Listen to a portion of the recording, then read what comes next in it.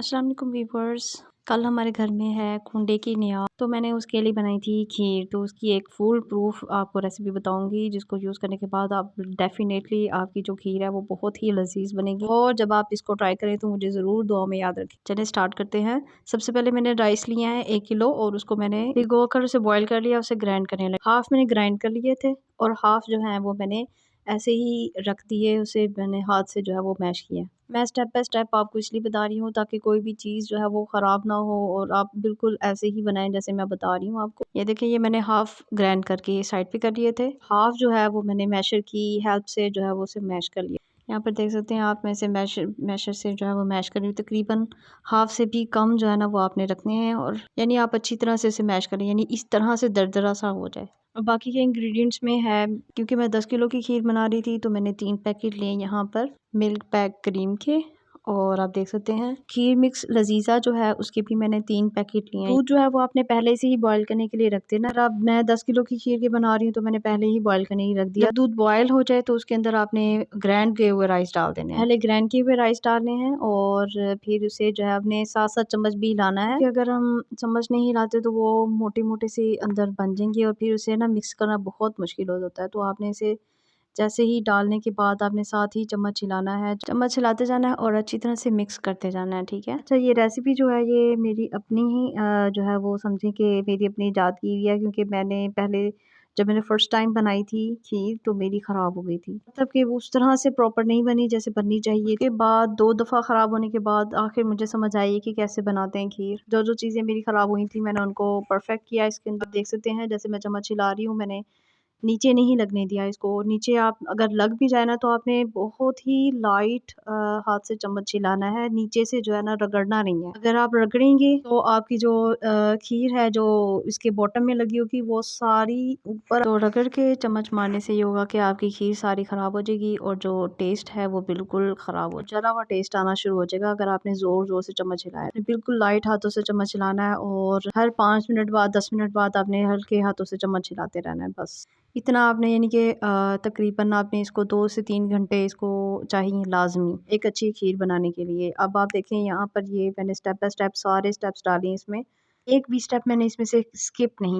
अब ये देखें यहाँ पर ये पकना स्टार्ट हो गई है, यानी कि जो राइस है वो इसके अंदर पकना शुरू हो। 2 से 3 घंटे लगेंगे इसको पकने में, यानी कि इतना पकाना है हमने इसको, इतना पकाना है कि ये गाढ़ा होना शुरू हो जाए। दूध जो है ना वो भी गाढ़ा हो जाए और जो राइस है वो भी इसके अंदर गाढ़ा होना शुरू हो जाए। पकने देना है और आपने बस चम्मच मारते जाना है, पकाना है और चम्मच मारना है, और आपने कुछ नहीं करना। जब अच्छे से पक जाएगा तो फिर इसमें हमने खीर मिक्स का पैकेट डालना है। जब हमें देख लेंगे ना कि यहाँ पर ये जो है वो एक ज़बरदस्त थिकनेस आ चुकी है, उसके बाद आपने इसमें खीर मिक्स के 2-3 पैकेट जितने आप डालने चाहते हैं उतने डाल दें।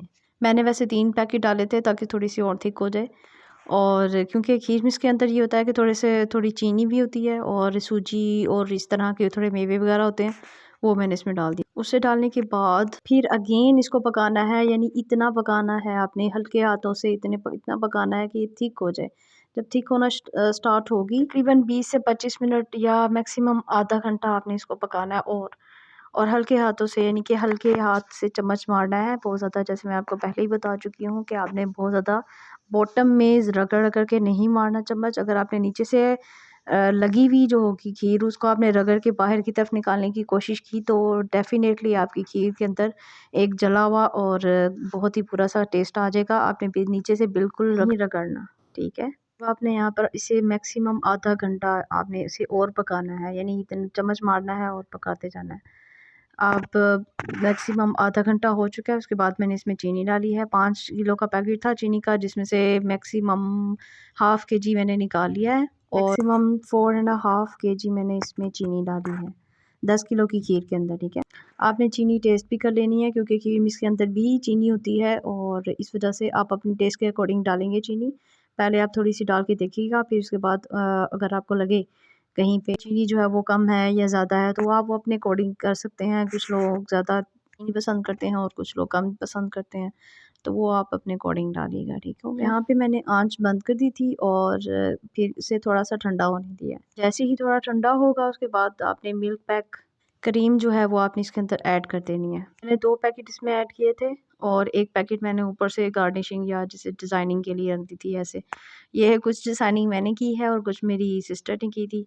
तो उसका दिल कर रहा था कि वो इस तरह से जो है वो कुछ आप भी देख लीजिएगा, जैसे आपको डिज़ाइनिंग सूट करती है या जैसे आपको पसंद है आप उस तरह से डिज़ाइनिंग कर सकते। गार्निशिंग के लिए मैंने बादाम और पिस्ता जो थे वो मैंने बारीक-बारीक काट लिए थे। अभी मैंने इसमें गार्निश नहीं किए। ये मैं ठंडा होने दूँगी और जब ये ठंडी हो जाएगी तो उसके बाद मैंने इसमें गार्निशिंग करूँगी इसके ऊपर से। ठीक हो गया? ये 101% जो है वो फूल प्रूफ रेसिपी है जो मैंने आपके साथ शेयर की है और आप डेफ़िनेटली इसे ज़रूर पसंद करेंगे। आप इसे ट्राई कीजिएगा लाज़मी और फिर मुझे कमेंट में ज़रूर बताइएगा कि आपकी जो है वो कैसी बनकर तैयार हुई थी खीर। मेरे चैनल को सब्सक्राइब करें। अल्लाह हाफ़िज़।